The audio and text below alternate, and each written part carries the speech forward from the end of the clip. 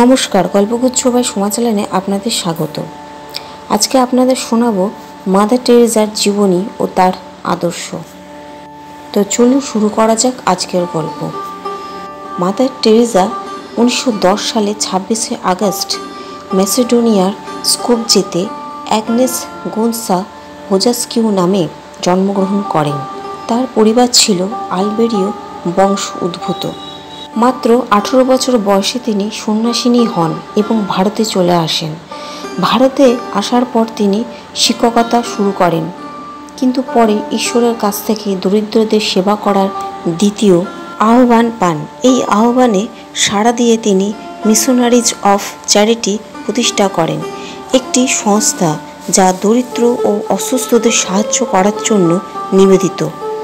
তিনি প্রায় 50 বছর ধরে দরিদ্র এবং মৃতপথযাত্রী মানুষের সেবা করেছেন। তার নিঃস্বার্থ কাজ এবং দরিদ্রদের প্রতি তার দৃষ্টিভঙ্গি তাকে বিশ্বজুড়ে পরিচিতি এনে দেয় এবং তিনি নোবেল শান্তি পুরস্কার বিজয়ী হন। তিনি বিশ্বাস করতেন যে তুমি যা পারো আমি পারি না, কিন্তু আমরা সকলে মিলে চেষ্টা করলে অনেক বড় কাজ করতে পারি।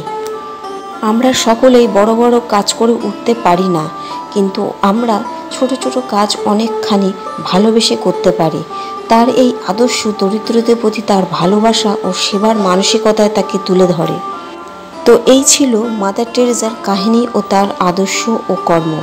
গল্পটি ভালো লেগে থাকলে একটি লাইক ও সাবস্ক্রাইব করতে ভুলবেন না। ধন্যবাদ।